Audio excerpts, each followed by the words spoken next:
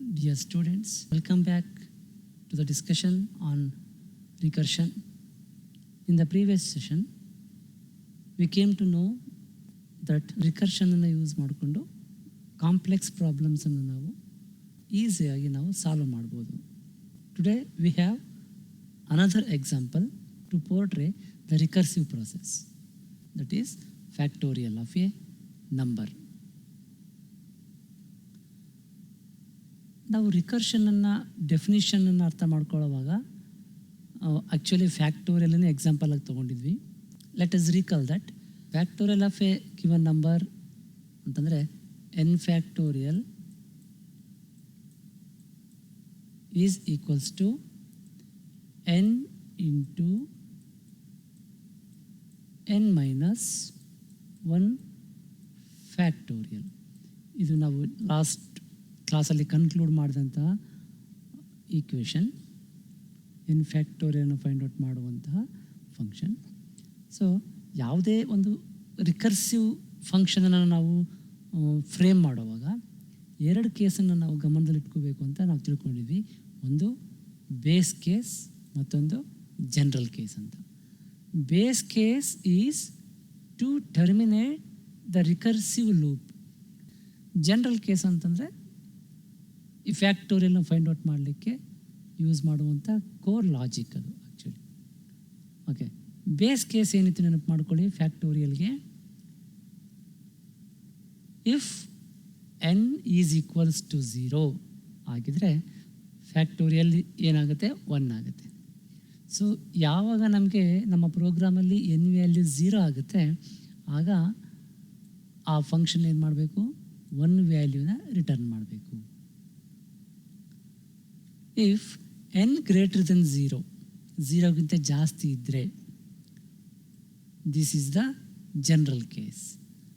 N into factorial of n minus one, ಅದೇ ನಾವು last time frame ಮಾಡಿದಂಥ mathematical function. N into factorial of n minus one. ಇದು actually repeated ಆಗಿ recursive ಆಗಿ execute ಆಗುತ್ತೆ. So ನಮಗೀಗ ಫ್ಯಾಕ್ಟೋರಿಯಲ್ ಆಫ್ ಏನನ್ನು ಫೈಂಡ್ ಔಟ್ ಮಾಡಲಿಕ್ಕೆ ಒಂದು ಸಿ ಪ್ರೋಗ್ರಾಮನ್ನು ಬರೀಬೇಕಾಗಿದೆ. ಅದಕ್ಕೆ ಬೇಕಾಗಿರೋಂಥ ಸ್ಕೆಲಿಟನ್ ನಮಗೆ ಸಿಕ್ಕಾಗಿದೆ. ಏನು ಆ ಸ್ಕೆಲಿಟನ್? ಈ ಫಂಕ್ಷನನ್ನು ಯೂಸ್ ಮಾಡಿಕೊಂಡು ನಾವು ಪ್ರೋಗ್ರಾಮ್ ಬರೀಬೇಕು. ನಮ್ಮ ಪ್ರೋಗ್ರಾಮಲ್ಲಿ ಇದು ಲಾಜಿಕ್ ಇರಬೇಕು. ಬೇಸ್ ಕೇಸ್ ಆಗಿ ಈ ಕಂಡೀಷನನ್ನು ನಾವು ಸೇರಿಸ್ಬೇಕು, ಜನರಲ್ ಕೇಸ್ ಆಗಿ ಈ ಫಾರ್ಮುಲಾ ಸೇರಿಸ್ಬೇಕು. Okay, let us do that. ಅದಕ್ಕೆ ಬೇಕಾಗಿರೋ ಫಂಕ್ಷನನ್ನು ನಾವು ಫಸ್ಟು ಬರ್ಕೊಂಬಿಡೋಣ ಇಲ್ಲಿ ಚಿಕ್ಕದಾಗಿ, ಆಮೇಲೆ ಕಂಪ್ಲೀಟ್ ಸಿ ಪ್ರೋಗ್ರಾಮಿಂಗ್ಗೆ ಹೋಗೋಣ. ಸೊ ಫ್ಯಾಕ್ಟೋರಿಯಲ್ನ ಫೈಂಡ್ ಔಟ್ ಮಾಡಲಿಕ್ಕೆ ಒಂದು ಫಂಕ್ಷನನ್ನು ನಾವಿಲ್ಲಿ ಬರಿತಾ ಇದ್ದೀವಿ. Integer fact of int N. ನಿಮ್ಗೆ ಈಗಾಗಲೇ ಗೊತ್ತಿದೆ ಸಿ ಪ್ರೋಗ್ರಾಮಿಂಗಲ್ಲಿ ಈ ಫಂಕ್ಷನ್ ಡೆಫಿನಿಷನ್ ಹೇಗೆ ಮಾಡ್ತೀವಿ ಅಂತ. ಇದು ಇಂಟ್ ಅಂದರೆ ರಿಟರ್ನ್ ಟೈಪ್. ಈ ಫ್ಯಾಕ್ಟ್ ಅನ್ನೋ ಫಂಕ್ಷನ್ನು ಕಂಪ್ಲೀಟ್ ಎಕ್ಸಿಕ್ಯೂಷನ್ ಆದಮೇಲೆ ಅದು ರಿಟರ್ನ್ ಮಾಡುವಂತಹ ವ್ಯಾಲ್ಯೂ, ಮೇನ್ ಪ್ರೋಗ್ರಾಮ್ಗೆ ಅದನ್ನು ರಿಟರ್ನ್ ಮಾಡಬೇಕಲ್ವಾ, ಅದರ ವ್ಯಾಲ್ಯೂ ಇಂಟೀಜರ್ ಟೈಪಲ್ಲಿರುತ್ತೆ ಅಂತ. ಫ್ಯಾಕ್ಟ್ ಫಂಕ್ಷನ್ ನೇಮ್, ಇದು ಯೂಸರ್ ಕೊಡುವಂಥ ನೇಮು. ಇಂಟ್ ಎನ್ ಇದು ಪ್ಯಾರಾಮೀಟರ್ಸ್. ಅಂದರೆ ಯಾವ ಫಂಕ್ಷನ್ನು ಅಥವಾ ಯಾವ ಮೇನ್ ಪ್ರೋಗ್ರಾಮ್ ಇದನ್ನು ಕಾಲ್ ಮಾಡುತ್ತೆ ಅಲ್ಲಿಂದ ಬರುವಂಥ ಆರ್ಗ್ಯುಮೆಂಟ್ಸನ್ನು ಇಲ್ಲಿ ರಿಸೀವ್ ಮಾಡ್ಕೊಳ್ಳೋದು ಫಾರ್ಮಲ್ ಪ್ಯಾರಾಮೀಟರ್ಸ್. ಅದು ಕೂಡ ಪ್ಯಾರಾಮೀಟರ್ ಯಾವ ಟೈಪು ಅಂತ ಇಲ್ಲಿ ಸೂಚಿಸುತ್ತೆ, ಇಂಟೀಜರ್ ಟೈಪ್ ಅಂತೇಳಿ. ಫ್ಯಾಕ್ಟೋರಿಯಲ್ಗೆ ಸಂಬಂಧಪಟ್ಟಂಗೆ ನಾವಿಲ್ಲಿ ಪ್ರೋಗ್ರಾಮ್ ಬರೀತಾ ಇರೋದ್ರಿಂದ ಇದು ಕೂಡ ಇಂಟೀಜರ್ ಅಂತ ತಗೊಳ್ತೀವಿ. ಸೊ ಇದು ಫಂಕ್ಷನ್ ನೇಮ್, ನಾವು ಬರೆಯುವಂಥ ಫಂಕ್ಷನ್ ನೇಮ್ ಇದು. Int fact of int N. ಈ ಫಂಕ್ಷನ್ ಕೆಲಸ ಏನು? ಎನ್ ವ್ಯಾಲ್ಯೂ ಬರುತ್ತೆ ಇಲ್ಲಿಗೆ ಆರ್ಗ್ಯುಮೆಂಟ್ ಆಗಿ. ಆ ಎನ್ ವ್ಯಾಲ್ಯೂಗೆ ನಾವು ಫ್ಯಾಕ್ಟೋರಿಯಲನ್ನು ಕ್ಯಾಲ್ಕುಲೇಟ್ ಮಾಡಿ ಈ ಫಂಕ್ಷನ್ನಲ್ಲಿ ಅದರ ವ್ಯಾಲ್ಯೂ ಅಂತ ರಿಟರ್ನ್ ಮಾಡಬೇಕು. ಸೊ ಅಂಥ ಫಂಕ್ಷನ್ ನಾವಿಲ್ಲಿ ಬರಿತಾ ಇದ್ದೀವಿ. ಓಕೆ, ಇದು ಫಂಕ್ಷನ್ ಬಾಡಿ. ಇಲ್ಲಿ ಬಂದಂತಹ ಎನ್ ಇದೆಯಲ್ವಾ, ಎನ್ ವ್ಯಾಲ್ಯೂ ಅದು ಝೀರೋ ಆಗಿದ್ದರೆ ಫ್ಯಾಕ್ಟೋರಿಯಲನ್ನು ನಾವು ಮತ್ತೆ ಇಲ್ಲಿ ಕ್ಯಾಲ್ಕುಲೇಟ್ ಮಾಡುವಂಥ ಸಂದರ್ಭ ಬರೋದಿಲ್ಲ. ಯಾಕೆಂದರೆ zero factorial is equals to one ಅಂತ ನಮಗೆ ಗೊತ್ತು. So if n value is equals to zero ಇದ್ದರೆ ರಿಟರ್ನ್ ಒನ್. ಈ ಫಂಕ್ಷನ್ ಏನು ಮಾಡುತ್ತೆ, ಒನ್ನನ್ನು ರಿಟರ್ನ್ ಮಾಡುತ್ತೆ ಮೇನ್ ಪ್ರೋಗ್ರಾಮಿಗೆ. ಇಲ್ಲ ಅಂತಂದರೆ n value greater than one ಇದ್ದರೆ ಈ ಭಾಗ ಅಂದರೆ ಈ portion of the program will execute. ಇದು ನಮಗೆ ಈಗಿರೋ ಗೊತ್ತಿರೋ ಹಂಗೆ ಜನರಲ್ ಕೇಸ್. ಇದು n=0 ಇದ್ದಾಗ ಈ ಯಾವಾಗ n=0 ಆಗುತ್ತೆ ಈ ಫಂಕ್ಷನ್ ಎಕ್ಸಿಕ್ಯೂಷನ್ ಸ್ಟಾಪ್ ಆಗುತ್ತೆ. ಓಕೆ, n greater than 0 ಇದ್ದಾಗ ಇದು ಜನರಲ್ ಕೇಸ್, ಈ ಪಾರ್ಟ್ ಎಕ್ಸಿಕ್ಯೂಟ್ ಆಗಬೇಕು. Return n into factorial of n-1. ಇಲ್ಲಿ ಕಾಂಪ್ಯೂಟ್ ಆಗಿ ಬಂದಂತಹ ವ್ಯಾಲ್ಯೂ ಈ ಫಂಕ್ಷನ್ ರಿಟರ್ನ್ ಮಾಡುತ್ತೆ. ಸೊ 2 ಕೇಸ್ ಇದೆ ಇಲ್ಲಿ. ಓಕೆ, ನಾವು ಕಂಪ್ಲೀಟ್ ಸಿ ಪ್ರೋಗ್ರಾಮನ್ನು ಬರೆಯೋಣ. ಬಲಗಡೆ ಇರೋದು ಮೇನ್ ಪ್ರೋಗ್ರಾಮ್, ಎಡಗಡೆ ಇರೋದು ಫಂಕ್ಷನ್, ಫ್ಯಾಕ್ಟೋರಿಯಲ್ನ ಫೈಂಡ್ ಔಟ್ ಮಾಡಲಿಕ್ಕೆ ಬರೆದಿರೋಂಥ ಫಂಕ್ಷನ್. ಈಗ ನಾವು ಲಾಸ್ಟ್ ಸ್ಲೈಡಲ್ಲಿ ಇದನ್ನು ನೋಡಿದ್ದೀವಿ, ಹೇಗೆ ಇದನ್ನು ಫ್ರೇಮ್ ಮಾಡಿದ್ವಿ ಅಂತ ನಮಗೆ ಗೊತ್ತು. ಓಕೆ, ಮೇನ್ ಫಂಕ್ಷನ್ ಅದನ್ನಲ್ಲಿ ಡಿಫೈನ್ ಮಾಡ್ತಾ ಇದ್ದೀವಿ.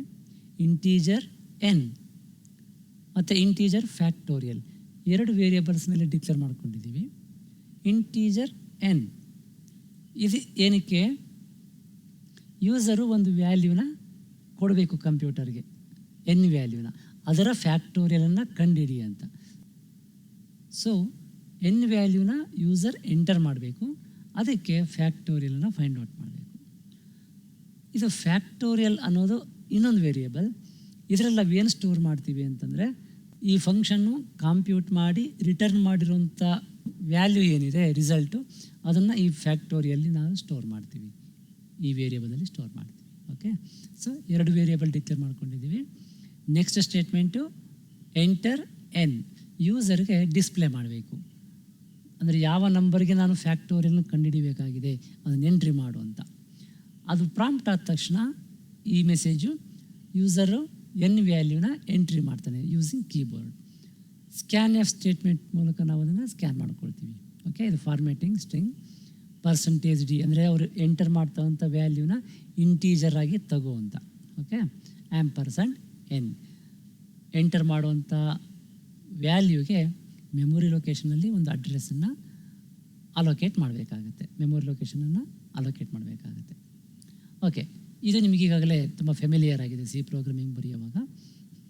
Factorial is equal to fact of n, ಇದು ತುಂಬ ಇಂಪಾರ್ಟೆಂಟ್ ಸ್ಟೇಟ್ಮೆಂಟ್ ಈ ಪ್ರೋಗ್ರಾಮಿಂಗ್ ಸಂಬಂಧಪಟ್ಟಂಗೆ. ಫ್ಯಾಕ್ಟೋರಿಯಲ್ ಅನ್ನೋದೊಂದು ವೇರಿಯೇಬಲ್, ಇದರಲ್ಲಿ ಫೈನಲ್ ವ್ಯಾಲ್ಯೂ ಬಂದುಬಿಟ್ಟು ಸ್ಟೋರ್ ಆಗುತ್ತೆ. ಯಾವುದು, ಫ್ಯಾಕ್ಟ್ ಆಫ್ n. ನೋಡಿ, ಫ್ಯಾಕ್ಟ್ ಅನ್ನೋದು ಫಂಕ್ಷನ್ ನೇಮ್, ನಾವು ಫ್ರೇಮ್ ಮಾಡಿರುವಂಥ ಫಂಕ್ಷನ್ ನೇಮ್. ಓಕೆನಾ, ಸೊ ಫಂಕ್ಷನ್ ಕಾಲ್ ಇದು. ಈ ಸ್ಟೇಟ್ಮೆಂಟಿಗೆ ಬಂದ ತಕ್ಷಣ ಕಂಟ್ರೋಲು ಈ ಮೇನ್ ಪ್ರೋಗ್ರಾಮಿಂದ ಫಂಕ್ಷನ್ಗೆ ಟ್ರಾನ್ಸ್ಫರ್ ಆಗುತ್ತೆ. ಅಲ್ಲಿ ಇದಿಷ್ಟು ಫಂಕ್ಷನ್ ಬಾಡಿ ಎಕ್ಸಿಕ್ಯೂಟ್ ಆಗುತ್ತೆ. ಇಲ್ಲಿ ಈಲ್ಡ್ ಆಗುವಂತಹ ರಿಸಲ್ಟ್ ಏನಿದೆ ಅದು ರಿಟರ್ನ್ ಮಾಡಿದಾಗ ಈ ಫಂಕ್ಷನ್ನು ಅದು ಬಂದುಬಿಟ್ಟು ಈ ಫ್ಯಾಕ್ಟೋರಿಯಲಲ್ಲಿ ಸ್ಟೋರ್ ಆಗುತ್ತೆ. ಸೊ ನಾವು ಇದನ್ನು ಪ್ರಿಂಟ್ ಮಾಡಬೇಕು. The factorial of n is factorial. ಆ n ವ್ಯಾಲ್ಯೂನ ಏನು ಎಂಟ್ರಿ ಮಾಡಿರ್ತಾರೆ ಅದರ ಫ್ಯಾಕ್ಟೋರಿಯಲ್ಲಿ ಪ್ರಿಂಟ್ ಮಾಡ್ತೀವಿ. ಓಕೆ, ಇದು ಮೇನ್ ಪ್ರೋಗ್ರಾಮ್ ಸ್ಟ್ರಕ್ಚರ್. ಇದು ಆ್ಯಕ್ಚುಲಿ ಇದು ಫಂಕ್ಷನ್ ಬಾಡಿ. ಇದು ಹೇಗೆ ರನ್ ಆಗುತ್ತೆ ಅಂತ ನಾವು ಒಂದು ಸರಿ ಟ್ರೇಸ್ ಮಾಡ್ಕೊಂಡು ಬಿಡೋಣ. ಈ ಪ್ರೋಗ್ರಾಮನ್ನು ಟ್ರೇಸ್ ಮಾಡೋಣ. ಈ ಪ್ರೋಗ್ರಾಮಲ್ಲಿ ಸಿ ಪ್ರೋಗ್ರಾಮನ್ನು ಟ್ರೇಸ್ ಮಾಡ್ತಾ ಇದ್ದೀವಿ, ಹೇಗೆ ವರ್ಕ್ ಆಗುತ್ತೆ ಅದು ಅಂತ. ಫ್ಯಾಕ್ಟೋರಿಯಲ್ ಅಂತ ವೇರಿಯೇಬಲ್ ತೊಗೊಂಡಿದ್ವಲ್ವಾ, ಅದ್ರ ಬದಲಿಗೆ ಇಲ್ಲಿ n ಅಂತ ತೊಗೊಂಡಿದ್ದಾರೆ, ಇಂಟೀಜರ್ n. ಓಕೆ, ಈ n-ನಲ್ಲಿ ಬಂದಂಥ ಕಾಂಪ್ಯೂಟ್ ಆಗಿರುವಂಥ ವ್ಯಾಲ್ಯೂನ ಸ್ಟೋರ್ ಮಾಡಿ n-ಅನ್ನು ಪ್ರಿಂಟ್ ಮಾಡ್ತೀವಿ ನಾವು ಕೊನೆಗೆ. ಸೊ ನಮಗೆ ರಿಸಲ್ಟೆಂಟ್ ವ್ಯಾಲ್ಯೂ n-ನಲ್ಲಿ ಸ್ಟೋರ್ ಆಗಿರುತ್ತೆ. ಬಟ್ ನಾವಲ್ಲಿ ಎಂಟರ್ ಮಾಡ್ತಾ ಇದ್ವಿ, ಯೂಸರ್ ಎಂಟರ್ ಮಾಡ್ತಿದ್ದ n ವ್ಯಾಲ್ಯೂನ. ಸೊ ಇಲ್ಲಿ ನಾವು ಸ್ಟಾಟಿಕ್ಕಾಗಿ ತೊಗೊಂಡಿದ್ದೀವಿ ಫ್ಯಾಕ್ಟೋರಿಯಲ್ ಆಫ್ 3, ಅಂದರೆ 3 ಫ್ಯಾಕ್ಟೋರಿಯಲ್ ನಾವಿಲ್ಲಿ ಫೈಂಡ್ ಔಟ್ ಮಾಡಬೇಕು. ಬಂದಿರೋ ಆನ್ಸರನ್ನು n-ನಲ್ಲಿ ಸ್ಟೋರ್ ಮಾಡಿ ಪ್ರಿಂಟ್ ಮಾಡ್ತಾ ಇದ್ದೀವಿ. ಸ್ಟಾಟಿಕ್ಕಾಗಿ ನಾವಿಲ್ಲಿ 3 ತೊಗೊಂಡಿದ್ದೀವಿ. ಎಕ್ಸಾಂಪಲ್ಗೆ ಫ್ಯಾಕ್ಟ್ ಆಫ್ n ಅಂದರೆ ದೊಡ್ಡ ನಂಬರ್ ತೊಗೊಂಡ್ರೆ ನಮಗೆ ಅದನ್ನು ಟ್ರೇಸ್ ಮಾಡೋಕ್ಕೆ ಕಷ್ಟ ಆಗುತ್ತೆ. ಸೊ ಸಿಂಪಲ್ಲಾಗಿ ಸಣ್ಣ ನಂಬರ್ ತೊಗೊಂಡಿದ್ದೀವಿ 3 ಅಂತೇಳಿ. ಓಕೆ, ನಾವಿನ್ನು ಟ್ರೇಸ್ ಮಾಡ್ತಾ ಹೋಗೋಣ. ನೀವು ಈ ಸ್ಲೈಡಲ್ಲಿ ಎಲ್ಲ ನೋಡ್ತಾ ಹೋಗಬೇಡಿ, ಅದು ಕ್ಲಮ್ಸಿ ಆಗುತ್ತೆ. ಜಸ್ಟ್ ನೀವು ನನ್ನ ಕರ್ಸರನ್ನು ಫಾಲೋ ಮಾಡ್ತಾ ಬನ್ನಿ. ಅದು ಫ್ಲೋ ಹೇಗೆ ಪ್ರೋಗ್ರಾಮ್ ರನ್ ಆಗುತ್ತೆ ಹಾಗೆ ಹೋದರೆ ಸುಲಭಕ್ಕೆ ಅರ್ಥ ಆಗುತ್ತೆ. ಇಲ್ಲಾಂದರೆ ಒಟ್ಟಿಗೆ ಇದಷ್ಟು ನೋಡಿದಾಗ ಗ್ರಾಸ್ ಮಾಡ್ಕೊಳ್ಳೋಕ್ಕೆ ಕಷ್ಟ. ಕೋರ್ ಪಾರ್ಟು ಇದು ನಮಗೆ ಕೋರ್ ಲಾಜಿಕ್. ಇದು ಮೇನ್ ಪ್ರೋಗ್ರಾಮ್. ಈ ಪ್ರೋಗ್ರಾಮಲ್ಲಿ ಇಲ್ಲಿ ಫಂಕ್ಷನ್ ಕಾಲ್ ಮಾಡ್ತೀವಿ. N is equal to fact of 3 ಅಂತ. ಯಾವಾಗ ಈ ಫ್ಯಾಕ್ಟ್ ಅನ್ನೋ ವರ್ಡ್ ಸಿಗುತ್ತೆ ತಕ್ಷಣಕ್ಕೆ ಮೇನ್ ಪ್ರೋಗ್ರಾಮಿಂದ ಫಂಕ್ಷನ್ ಕಾಲ್ ಆಗುತ್ತೆ. ನಾವು ಇಲ್ಲಿ ಬರೆದಿದ್ದೀವಿ, ಈ ಫಂಕ್ಷನನ್ನು ಇಲ್ಲಿ ಬರೆದಿದ್ದೀವಿ. ಫ್ಯಾಕ್ಟೋರಿಯಲ್ನ ಕಂಪ್ಯೂಟ್ ಮಾಡಲಿಕ್ಕೆ ಬರೆದಿರೋಂಥ ಫಂಕ್ಷನ್ ಇದು. ನಾವು ಲಾಸ್ಟ್ ಸ್ಲೈಡಲ್ಲಿ ಬರೆದಿರೋಂಥ ಪ್ರೋಗ್ರಾಮ್ ಥರನೇ ಇದೆ ನೋಡಿ. Int fact of int n. ಇಲ್ಲಿ ಎನ್ ಅನ್ನೋದು ಮೇನ್ ಪ್ರೋಗ್ರಾಮಿಂದ ತರಿಸ್ಕೋಬೇಕು ಎನ್ ವ್ಯಾಲ್ಯೂನ, ಅದಕ್ಕೆ ಫ್ಯಾಕ್ಟೋರಿಯಲನ್ನು ಕಂಡುಹಿಡಿಬೇಕು, ಫೈನಲ್ ವ್ಯಾಲ್ಯೂನ ರಿಟರ್ನ್ ಮಾಡಬೇಕು ಮೇನ್ ಪ್ರೋಗ್ರಾಮಿಗೆ. ಓಕೆ, ಸರಿ. ಈ ಸ್ಟೇಟ್ಮೆಂಟ್ ಎಕ್ಸಿಕ್ಯೂಟ್ ಆಗೋವಾಗ n is equal to fact of 3 ಅಂದ ತಕ್ಷಣ ಫಂಕ್ಷನ್ ಕಾಲ್ ಆಗುತ್ತೆ. ಕಂಟ್ರೋಲು ಈ ಫಂಕ್ಷನ್ಗೆ ಬರುತ್ತೆ. ಬಂದಾಗ ಇಲ್ಲಿ ಇಂಟ್ ಎನ್ ವ್ಯಾಲ್ಯೂನ 3 ಆಗಿ ತಗೊಳುತ್ತೆ. ಆರ್ಗ್ಯುಮೆಂಟ್ ಪಾಸ್ ಮಾಡ್ತಾರೆ ಇಲ್ಲಿ 3ಯನ್ನು, ಇದಿಲ್ಲಿ ರಿಸೀವ್ ಆಗುತ್ತೆ. ಒಳಗಡೆ ಫಂಕ್ಷನ್ ಬಾಡಿ ಒಳಗಡೆ ಬೇಸ್ ಕೇಸ್ ಚೆಕ್ ಮಾಡ್ತೀವಿ. If n is equal to 0 ಆಗಿದ್ದರೆ ವ್ಯಾಲ್ಯೂ 1 ರಿಟರ್ನ್ ಮಾಡು ಅಂತ. ಅಲ್ಲಿಗೆ ಈ ಪ್ರೋಗ್ರಾಮ್ ಮುಗಿದೋಗುತ್ತೆ. ಬಟ್ ಇಲ್ಲಿ ಎನ್ ವ್ಯಾಲ್ಯೂ ಏನಿದೆ 3 ಇದೆ. ಗುಡ್. ಆ 3ಗೆ ಫ್ಯಾಕ್ಟೋರಿಯಲ್ನ ಕಂಡುಹಿಡಿಬೇಕು. ಈ ಕಂಡೀಷನ್ನು ಫೇಲ್ ಆಯ್ತಲ್ವಾ, ಸೊ ಈ ಸ್ಟೇಟ್ಮೆಂಟು ಸ್ಕಿಪ್ ಆಗುತ್ತೆ. ಸ್ಕಿಪ್ ಆಗಿ ಸೆಕೆಂಡ್ ಸ್ಟೇಟ್ಮೆಂಟ್ ಎಕ್ಸಿಕ್ಯೂಟ್ ಆಗುತ್ತೆ. Return n into fact of n-1. ಈ ಸ್ಟೇಟ್ಮೆಂಟ್ ಎಕ್ಸಿಕ್ಯೂಟ್ ಆಗಬೇಕು.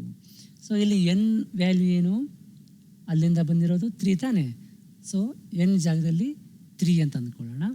Into fact of n-1. N ಅಂದರೆ 3, 3 - 1 ಅಂತಂದರೆ 2. So n into fact of 2 ಆಗುತ್ತೆ ಇದು.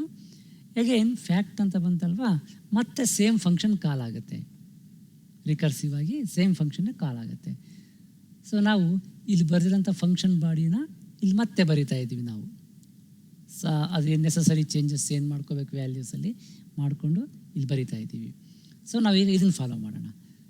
ಇಲ್ಲಿ ಫಂಕ್ಷನ್ ಕಾಲ್ ಆಗುತ್ತೆ. ಎಗೇನ್ ನೋಡಿ, ಫಂಕ್ಷನ್ ಬಾಡಿ ಸೇಮ್ ಇದೆ, ಇಲ್ಲೇನಿದೆಯೋ ಅದೇ ಇದೆ, ಜಸ್ಟ್ ವ್ಯಾಲ್ಯೂಸ್ ಚೇಂಜ್ ಆಗ್ತಾ ಇದೆ ಅಷ್ಟೇ. ಅದು ನೀವು ಗಮನಿಸಿ.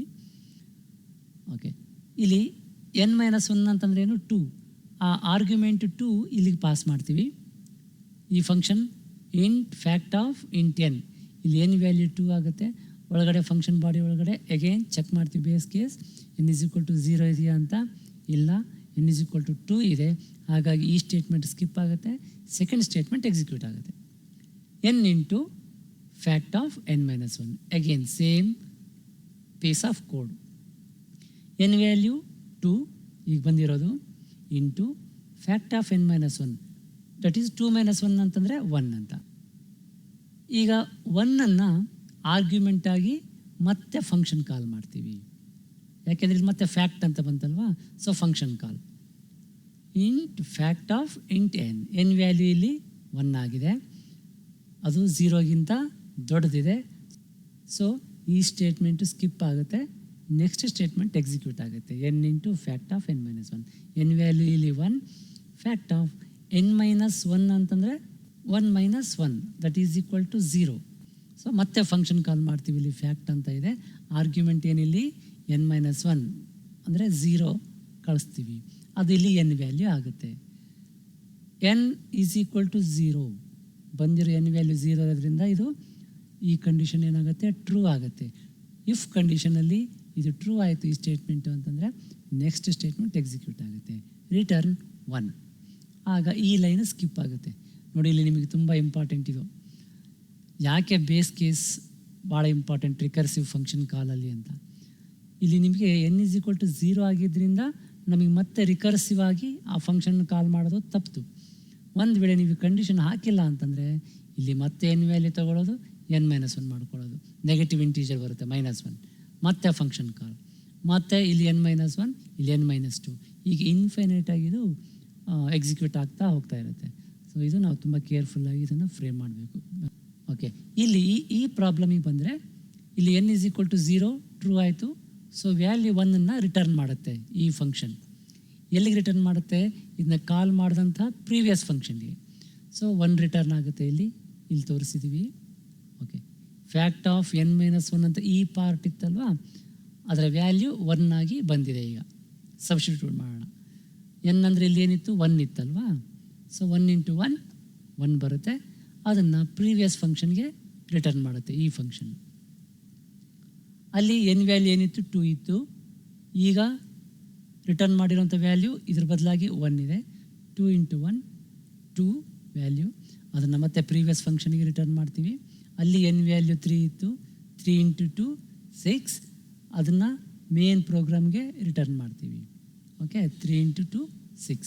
ಅಲ್ಲಿಗೆ ಎನ್ ವೇರಿಯೇಬಲಲ್ಲಿ ಯಾವ ವ್ಯಾಲ್ಯೂ ಸ್ಟೋರ್ ಆಗುತ್ತೆ, ಇದಷ್ಟು ಕಂಪ್ಯೂಟ್ ಮಾಡಿದಾಗ ಬಂದಂಥ ರಿಟರ್ನಾಗಿ ಬಂದಂಥ ವ್ಯಾಲ್ಯೂ 6.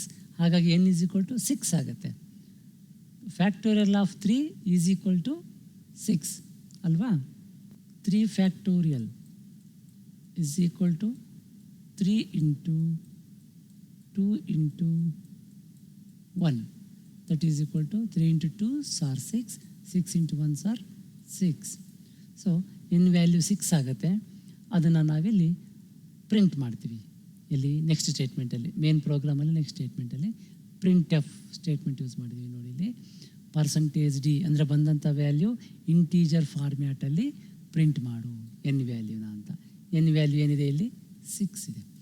ಹೀಗೆ ಒಂದು ರಿಕರ್ಸಿವ್ ಫಂಕ್ಷನ್ ಹೇಗೆ ವರ್ಕ್ ಆಗುತ್ತೆ ಅನ್ನೋದನ್ನು ನಾವಿಲ್ಲಿ ಟ್ರೇಸ್ ಮಾಡಿದ್ವಿ ಸಿಂಪಲ್ ಎಕ್ಸಾಂಪಲ್ ತೊಗೊಂಡು. ನಾವು ಲಾಸ್ಟ್ ಕ್ಲಾಸಲ್ಲಿ ಫ್ಯಾಕ್ಟೋರಿಯಲ್ 5 ಎಕ್ಸಾಂಪಲ್ ತೊಗೊಂಡಿದ್ವಿ. ಅದನ್ನು ಬೇಕಾದ್ರೆ ನೀವು ಇಲ್ಲಿ ರೀಕಾಲ್ ಮಾಡ್ಬೋದು, ಹೇಗೆ ಅದು ದೊಡ್ಡ ಪ್ರಾಬ್ಲಮ್ ಸ್ಮಾಲರ್ ಪ್ರಾಬ್ಲಮ್ ಆಗಿ ರೆಡ್ಯೂಸ್ ಆಗ್ತಾ ಹೋಗುತ್ತೆ ಅಂತ. 5 ಫ್ಯಾಕ್ಟೋರಿಯಲಲ್ಲಿ ನೋಡಿ ಹೀಗೆ ರೆಡ್ಯೂಸ್ ಆಗ್ತಾ ಹೋಗುತ್ತೆ. ಫಂಕ್ಷನ್ ಕಾಲ್ ಮಾಡಿದಾಗ 4 ಫ್ಯಾಕ್ಟೋರಿಯಲ್ ಸಿಗುತ್ತೆ. ಅದು ಮತ್ತೆ ಫಂಕ್ಷನ್ ಕಾಲ್ ಮಾಡುತ್ತೆ ರಿಕರ್ಸಿವ್ ಆಗಿ 3 factorial, 2 factorial, 1 factorial, 0 factorial. 0 factorial = 1 ಬರುತ್ತೆ. ಇದು ಬೇಸ್ ಕೇಸ್. ಬೇಸ್ ಕೇಸ್ ಸಿಗೋ ತನಕ ಒಂದು ಡೈರೆಕ್ಷನಲ್ಲಿ ಎಕ್ಸಿಕ್ಯೂಷನ್ ನಡೀತದೆ, ಫಾರ್ವರ್ಡ್ ಡೈರೆಕ್ಷನಲ್ಲಿ. ಡಿಕಂಪೋಸ್ ಅಂತ ಹೇಳ್ತೀವಿ, ಪ್ರಾಬ್ಲಮನ್ನು ಡಿಕಂಪೋಸ್ ಮಾಡ್ತಾ ಬರೋದು ಟಾಪ್ ಟು ಬಾಟಮ್. ಯಾವಾಗ ನಮಗೆ ಬೇಸ್ ಕೇಸ್ಗೆ ಬರ್ತೀವಿ, ಸೊಲ್ಯೂಷನ್ಗೆ ಅರೈವ್ ಆಗ್ತೀವಿ, ಅಲ್ಲಿಂದ ಮತ್ತೆ ಬ್ಯಾಕ್ವರ್ಡ್ ಡೈರೆಕ್ಷನಲ್ಲಿ ಸಬ್ಸ್ಟಿಟ್ಯೂಟ್ ನಡೀತಾ ಹೋಗುತ್ತೆ. Compute the solution from bottom to top. So finally ನಮಗೆ ಇಲ್ಲಿ 1 ಸಿಕ್ಕಿರುತ್ತಲ್ವ, ಸಬ್ಸ್ಟಿಟ್ಯೂಟ್ ಮಾಡ್ತಾ ಬಂದರೆ 1 factorial value 1, 2 factorial value 2, 3 factorial value 6. ನಮ್ಮ ಪ್ರೀವಿಯಸ್ ಎಕ್ಸಾಂಪಲ್ ಇಲ್ಲಿಗೆ ಸ್ಟಾಪ್ ಆಗುತ್ತೆ ಆ್ಯಕ್ಚುಲಿ. 4 factorial value 24, 5 factorial = 120. ಹೀಗೆ ರಿಕರ್ಸಿವ್ ಫಂಕ್ಷನನ್ನು ಯೂಸ್ ಮಾಡಿಕೊಂಡು ನಾವು ಫ್ಯಾಕ್ಟೋರಿಯಲ್ ಆಫ್ ಎ ಗಿವನ್ ನಂಬರನ್ನು ಕಂಪ್ಯೂಟ್ ಮಾಡ್ತೀವಿ. ಎಲ್ಲರಿಗೂ ಇದು ಅರ್ಥ ಆಗಿದೆ ಅಂತ ಅಂದ್ಕೊಳ್ತೀನಿ. ರಿಕರ್ಷನ್ನಲ್ಲಿ ಇಂಥ ತುಂಬ ಕಾಂಪ್ಲೆಕ್ಸ್ ಪ್ರಾಬ್ಲಮ್ಸನ್ನು ನಾವು ಅರ್ಥ ಮಾಡ್ಕೊಳ್ಳೋಕ್ಕೆ ಇದು ಆ್ಯಕ್ಚುಲಿ ಕಾಂಪ್ಲೆಕ್ಸ್ ಅಷ್ಟೇ ರಿಕರ್ಷನ್ ಅನ್ನೋದು. ಬಟ್ ಅದು ಕಾಂಪ್ಯೂಟೇಷನ್ ಮಾಡುವಾಗ ಕಡಿಮೆ ಸಮಯದಲ್ಲಿ ಎಫೆಕ್ಟಿವ್ ಆಗಿ ನಮಗೆ ರಿಸಲ್ಟ್ ಸಿಗುತ್ತೆ. ನೆಕ್ಸ್ಟ್ ಕ್ಲಾಸಲ್ಲಿ ಇನ್ನೂ ಕೆಲವು ಎಕ್ಸಾಂಪಲ್ಸನ್ನು ಅಂದರೆ ರಿಕರ್ಷನನ್ನು ಯೂಸ್ ಮಾಡಿಕೊಂಡು ಇನ್ನೂ ಕೆಲವು ಪ್ರಾಬ್ಲಮನ್ನು ಸಿ ಲ್ಯಾಂಗ್ವೇಜಲ್ಲಿ ನಾವು ಇಂಪ್ಲಿಮೆಂಟ್ ಮಾಡ್ತೀವಿ. ಮತ್ತೊಂದು ಉದಾಹರಣೆ ಜೊತೆಗೆ ಮುಂದಿನ ಕ್ಲಾಸಲ್ಲಿ ಸಿಗೋಣ. Thank you.